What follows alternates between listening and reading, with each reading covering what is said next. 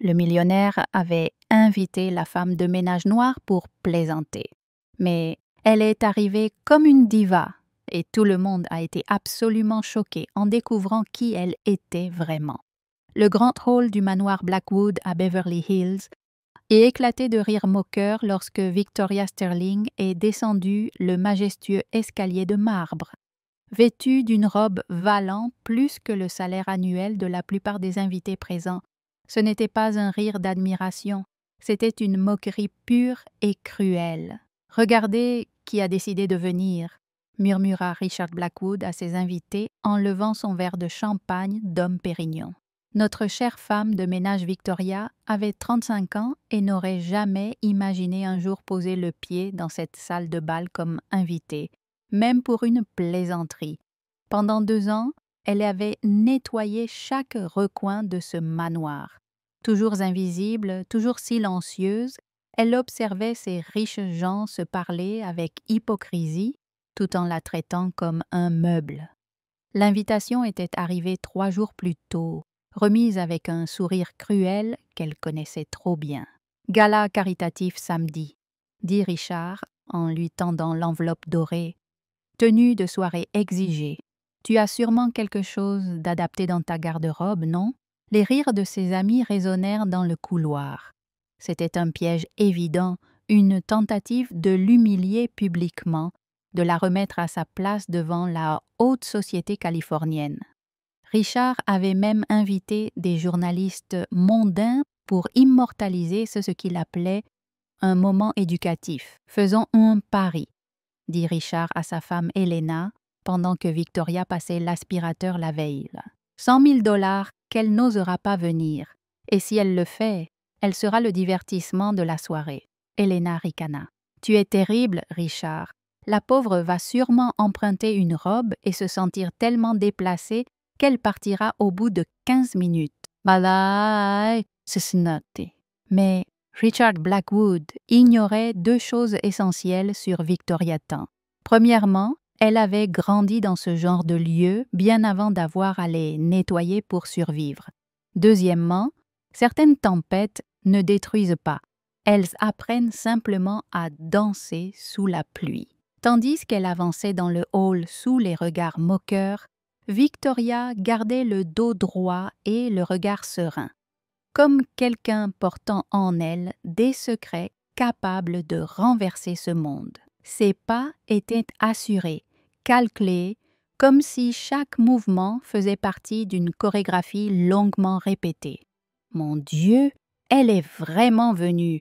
chuchota Patricia Weston, épouse d'un sénateur à son amie. « Et regarde cette robe! D'où elle sort ça? »« Elle l'a sûrement louée et va la payer en 10 fois, » répondit Vivian Chambers, fille d'un magnat du pétrole, tentant de dissimuler sa propre insécurité derrière la cruauté. C'est pathétique. Ce qu'aucune d'entre elles ne savait, c'est que Victoria n'avait ni acheté, ni emprunté, ni loué cette robe. Elle l'avait tout simplement récupérée de son propre passé, un passé que Richard aurait tout fait pour effacer s'il en avait eu connaissance. Richard s'approcha, la poitrine gonflée d'arrogance, entouré de ses amis milliardaires. Il débordait de confiance, après tout. Il avait orchestré cette scène comme une démonstration publique de pouvoir et de contrôle social. Victoria, quelle agréable surprise! Je n'ai jamais douté que tu viendrais. Après tout, quand une personne comme toi reçoit une invitation à un événement de ce genre, une personne comme moi, répéta Victoria, sa voix calme tranchant l'air comme de la soie acérée. Vas-y, Richard, termine ta phrase. Pendant un court instant, quelque chose que dans son ton fit hésiter Richard. Il y avait dans sa voix une fermeté qui ne correspondait pas à la femme soumise qu'il connaissait dans les couloirs du manoir. Son arrogance reprit vite le dessus. « Eh bien, tu sais, quelqu'un qui n'est pas habitué à ce genre de milieu, tu dois te sentir un peu intimidé par toute cette élégance. » Victoria sourit. Pas un sourire soumis ou gêné, mais un sourire dangereusement calme qui fit taire certains invités autour d'elle. « Intimidée ?» répéta-t-elle doucement, croisant son regard avec une intensité qui fit inconsciemment reculer Richard d'un pas. « Non, Richard, je suis exactement à ma place, là où j'ai toujours appartenu. » Le silence qui suivit ne dura que quelques secondes, mais il suffit à changer toute l'ambiance de la soirée. Il y avait quelque chose dans la manière dont Victoria parlait, se déplaçait, occupait l'espace, qui défiait toutes les attentes qu'ils avaient d'elle. Richard se racla la gorge, tentant de reprendre le contrôle. « Eh bien, j'espère que tu passeras une bonne soirée. Ce sera certainement formateur pour toi, je n'en doute pas, » répondit Victoria, son regard glissant lentement sur le groupe d'invités comme si elle mémorisait chaque visage pour plus tard. Si vous aimez cette histoire de retournement et de justice, n'oubliez pas de vous abonner à la chaîne, car ce que ces privilégiés ignoraient, c'est que Victoria portait en elle un secret si explosif qu'il allait transformer cette soirée d'humiliation planifiée en la plus grande leçon sur les préjugés et le mépris que Beverly Hills ait jamais connu. Richard s'amusait plus qu'il ne l'avait imaginé. Victoria n'avait pas fui, honteuse comme il l'avait espéré. Elle était toujours là, droite, calme, avec une assurance étrange qui commençait à le troubler d'une manière qu'il ne comprenait pas. « Mesdames et messieurs !» annonça Richard d'une voix forte en tapotant une cuillère en argent contre son verre en cristal pour attirer l'attention de tous les invités. « Je voudrais vous présenter notre invitée spéciale ce soir, Victoria, notre dévouée femme de ménage. » Des rires résonnèrent dans la salle comme des vagues cruelles. Les flashs des téléphones portables commencèrent à crépiter tandis que les mondains prenaient des photos pour les publier sur leurs réseaux sociaux avec des légendes sarcastiques. « Richard, » murmura Hélène à ses côtés, feignant l'inquiétude. « Tu ne trouves pas que tu es un peu cruel? » « Cruel ?» Richard rit bruyamment. « Je lui offre l'opportunité d'une vie. Quand une fille comme elle aurait-elle la chance d'assister à un événement pareil? » Victoria resta immobile au centre de la pièce, tous les regards braqués sur elle. Mais au lieu de la gêne attendue, son expression dégageait une sérénité dérangeante, celle de quelqu'un qui a traversé bien pire. Patricia Weston s'approcha avec son groupe d'amis, toute arborant des sourires venimeux. « Victoria, ma chère, dis-moi, combien de temps as-tu mis pour choisir cette robe? Ça a dû être compliqué de trouver quelque chose d'approprié. » « En réalité, » répondit Victoria avec un calme qui fit hésiter Patricia, « cette robe a une histoire très particulière. Elle appartenait à ma mère. »« Sa mère ?» ricana méchamment Vivienne Chambers. « Et où est-ce qu'elle a trouvé une robe pareille? Dans une friperie chic ?» Victoria sourit, mais ce sourire avait quelque chose de dangereux. « Ma mère portait cette robe la dernière fois qu'elle était dans un salon de bal comme celui-ci. C'était il y a 20 ans, quand elle était encore Victoria Temps Blackwood. » Un silence assourdissant s'ensuivit. Certains cessèrent de parler, réalisant que quelque chose d'important était en train d'être dit. Richard, qui riait encore avec ses amis, se retourna lentement. « Qu'as-tu dit? »« Temps Blackwood, » répéta Victoria, sa voix perçant l'air comme une lame acérée. C'est curieux comme certains choisissent avant d'oublier commodément leur propre histoire familiale. Le visage de Richard pâlit.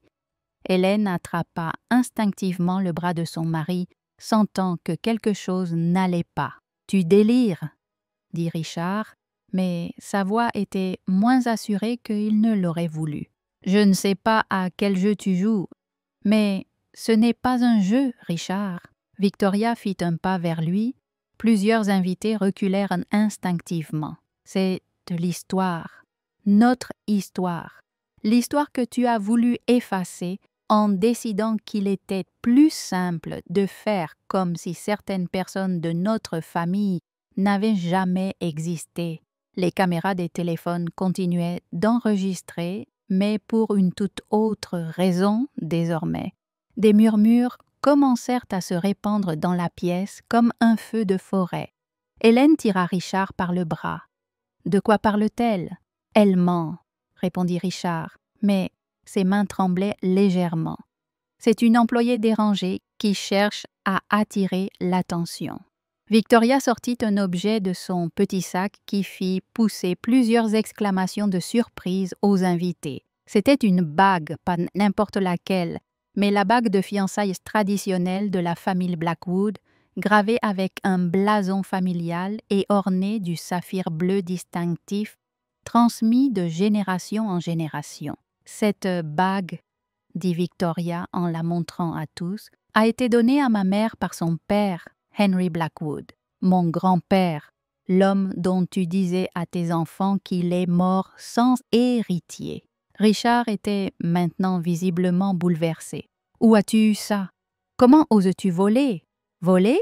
Victoria rit, mais sans aucune ironie. « Richard, on ne peut pas voler ce qui t'appartient de droit par naissance. » Patricia Weston, bouche bée, murmura à son amie. « Mon Dieu, penses-tu qu'elle dit la vérité? » « Impossible, » murmura Vivien, mais sa voix n'était plus si sûre. « Richard nous aurait dit s'il avait une cousine. » Victoria entendit le murmure et se tourna vers elle. « Cousine ?»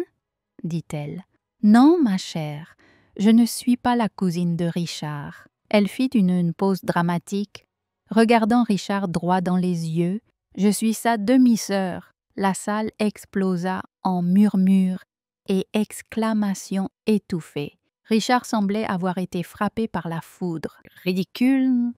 cria-t-il, mais sa voix se brisa. « Mon père ne ferait jamais ça. Tu inventes tout. » Henry Blackwood a eu une liaison avec ma mère, Isabella, continua Victoria sans relâche. Pendant 5 ans, elle était la professeure de piano de la famille. Lorsqu'elle a appris qu'elle était enceinte de moi, ton père a promis de prendre soin de nous et il a tenu sa promesse jusqu'à sa mort. Hélène se couvrait maintenant la bouche d'une main, regardant entre Victoria et Richard, comme si elle assistait à un accident de voiture au ralenti. « Toi, Victoria, » dit-elle en pointant Richard du doigt, « tu as décidé qu'il serait plus facile de prétendre que nous n'avons jamais existé.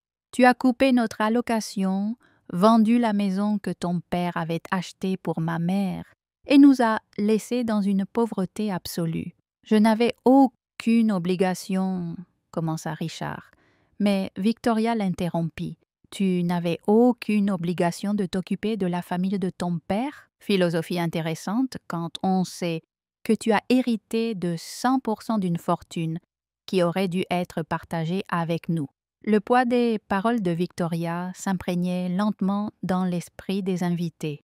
Plusieurs commencèrent à s'éloigner de Richard, comme si la proximité physique pouvait les contaminer par ce scandale. « Prouve-le, » dit Richard, désespéré. « N'importe qui peut inventer une histoire et sortir une bague. » Victoria sourit à nouveau, cette fois avec une expression prédatrice. « Oh Richard, penses-tu vraiment que je suis venue ici sans preuve? » Elle prit son téléphone et fit signe à quelqu'un près de l'entrée. « Ils peuvent entrer maintenant. » Chaque nouvelle humiliation de Richard ne faisait qu'alimenter quelque chose en Victoria qu'il ne comprenait pas. Une force silencieuse qui grandissait en proportion directe de l'injustice qu'il tentait d'imposer. Ce que ces privilégiés ne savaient pas, c'est que chaque acte de mépris écrivait sa propre condamnation.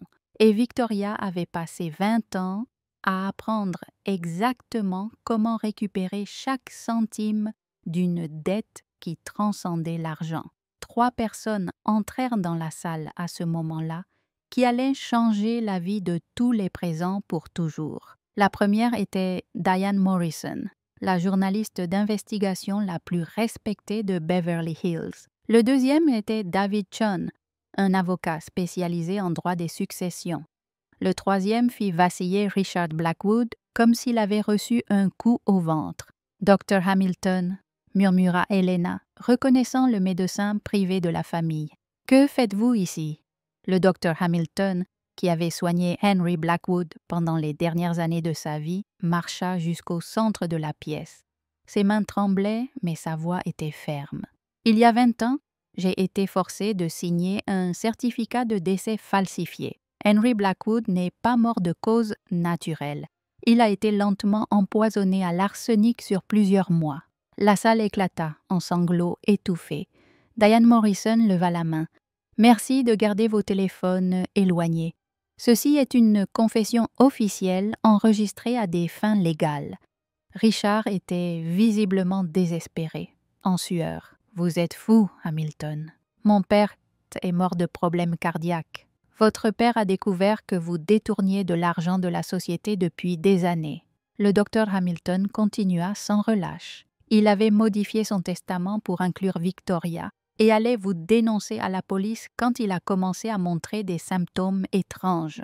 Victoria resta silencieuse, des larmes de soulagement aux yeux. Enfin, après 20 ans, quelqu'un disait la vérité. David Shun ouvrit sa mallette et sortit un document officiel. Cet échantillon de sang a été analysé la semaine dernière par un laboratoire indépendant. Le taux d'arsenic était fatal. « Vous inventez ça !» cria Richard, mais sa voix était complètement incontrôlable. « C'est une conspiration pour me ruiner. » Diane Morrison s'avança. « Monsieur Blackwood, j'ai des transcriptions de 5 conversations que vous avez eues avec le Dr Hamilton entre 2003 et 2004, où vous le menaciez de ruine professionnelle. » Victoria prit enfin la parole, sa voix perçant le chaos comme un couteau. « Richard, tu n'as pas seulement tué notre père. Tu m'as volé 20 ans de ma vie. Je n'ai tué personne. » Richard pointa son doigt dans toutes les directions. « Vous mentez tous. Alors, expliquez ceci, » dit Victoria, connectant son téléphone au système sonore du manoir. Un enregistrement commença à jouer. La voix de Richard était indubitable. « Hamilton, tu vas fermer ta gueule sur tout ce que tu as trouvé d'étrange dans le sang du vieux. Si tu ouvres la bouche, je te garantis que tu ne travailleras plus jamais comme médecin. Et pour cette femme et sa fille bâtarde, elles devront se débrouiller seules. » Le silence qui suivit fut absolu. Même ceux qui avaient défendu Richard le fuyaient désormais comme s'il était radioactif. Helena regarda son mari horrifié. « Richard, tu as vraiment fait ça? 20 ans? » Victoria hurla, perdant momentanément son calme. 20 ans à laver le sang de mon propre père des mains de son meurtrier. Victoria prit une profonde inspiration et retrouva son calme meurtrier. « Tu veux savoir comment j'ai obtenu toutes ces preuves? Je ne suis pas venue travailler ici par hasard. J'ai postulé exprès pour ce poste. J'ai passé 2 ans à me préparer, à avoir accès à la maison, à collecter des preuves. » Richard tenta un dernier coup désespéré. « Même si tout cela est vrai, ça ne change rien. L'héritage a été distribué il y a des années. » David Shun sourit pour la première fois. « En réalité, Monsieur Blackwood, quand il y a des preuves de meurtre, tous les biens peuvent être redistribués selon le testament original. Et nous avons une copie du véritable testament de Henry Blackwood. » Victoria s'approcha de Richard, qui s'appuyait contre le mur comme un animal acculé. « Tu sais quelle a été ma plus grosse erreur, Richard? C'est d'avoir cru que tu changerais de toi-même. »« S'il te plaît, » murmura Richard. Toute arrogance avait disparu. « Helena, les enfants, ça va détruire notre famille. Tu as détruit notre famille au moment où tu as choisi l'argent plutôt que la justice. » Richard s'effondra dans un fauteuil, complètement vaincu. Sa transformation de millionnaire arrogant à criminel démasqué avait duré moins de 2 heures. Victoria regarda Richard une dernière fois. Il était brisé, mais ce n'était que le début. Ce que Richard ne réalisait pas et allait découvrir de la pire des façons dans les heures qui suivirent, c'est que Victoria avait passé des années à rassembler des preuves non seulement sur la mort de son père, mais aussi sur tous les crimes financiers, chantage et corruption qu'il avait commis pendant des décennies, tissant une toile de justice si minutieuse que sa chute serait spectaculaire et complète.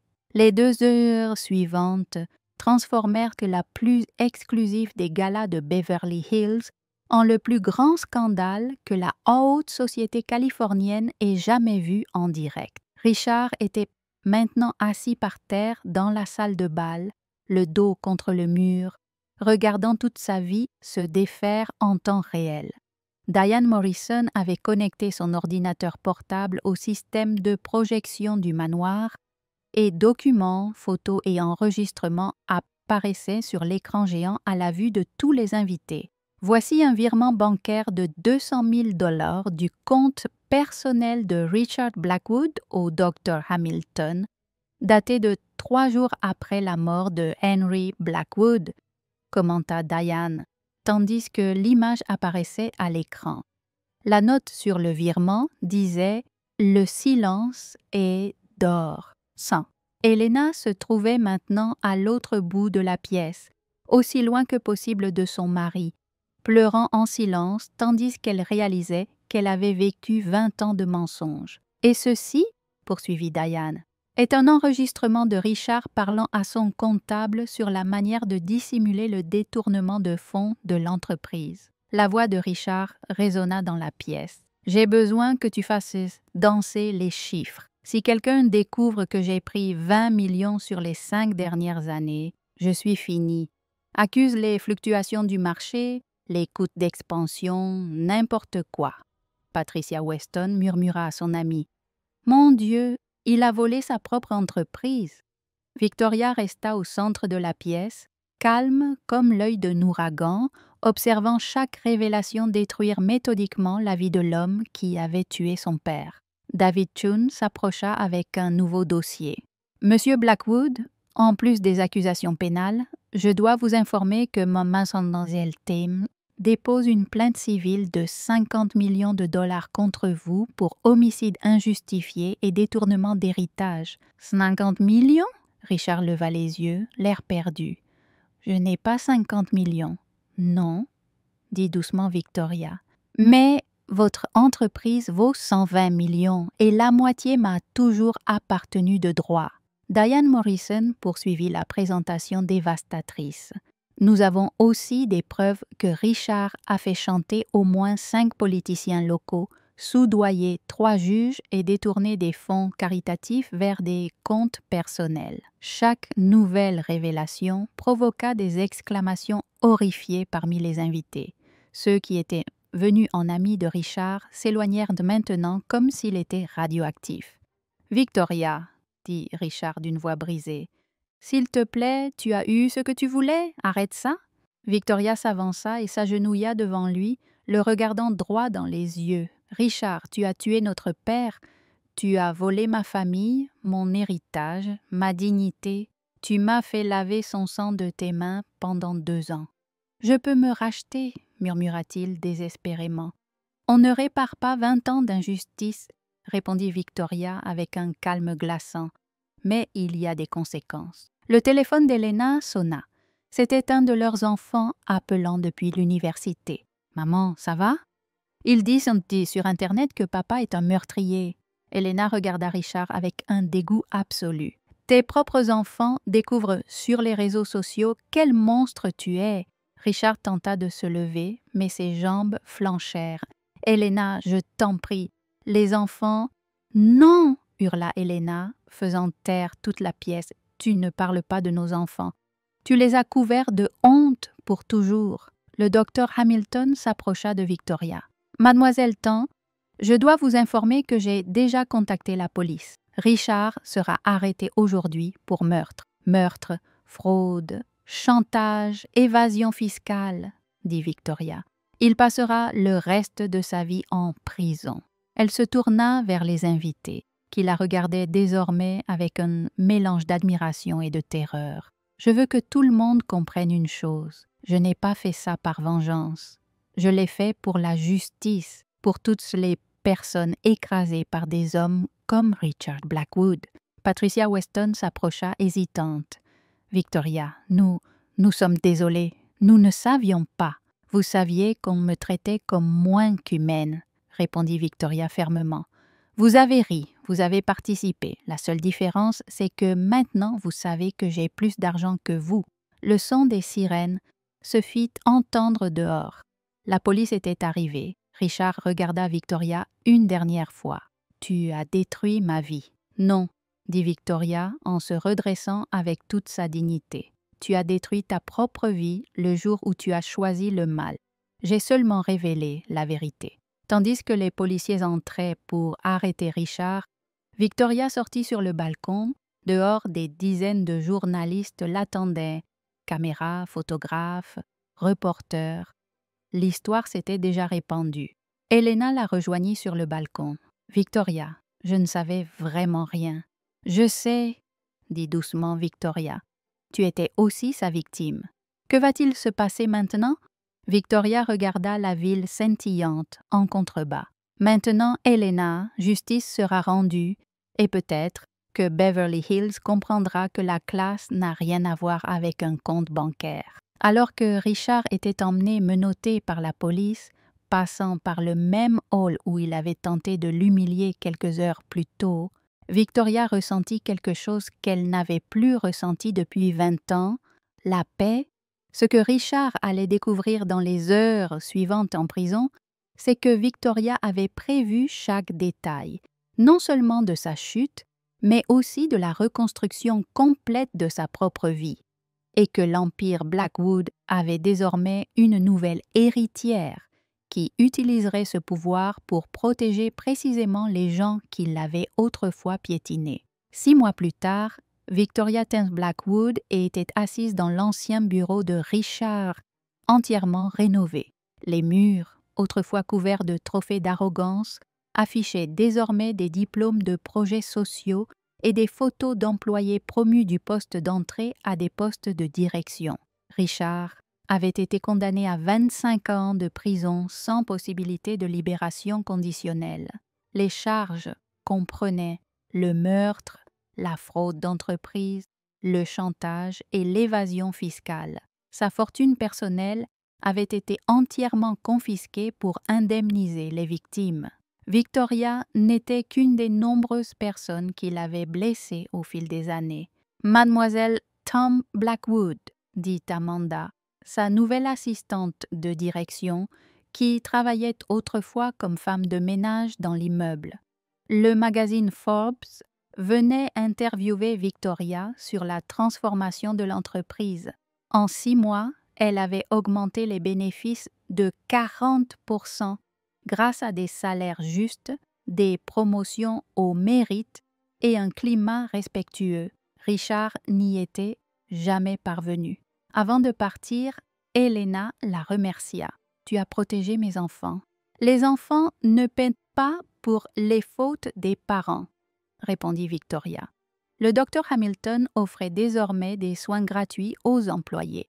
Patricia et Viviane avaient tenté de revenir, mais Victoria les tint à distance. « Vous riez de moi hier, aujourd'hui vous voulez mon amitié. » Son histoire devint virale. Elle refusa la célébrité. « Je veux être connue pour ce que j'ai construit, pas pour ce que j'ai subi. » L'entreprise finançait des bourses et un grand fonds contre les violences domestiques.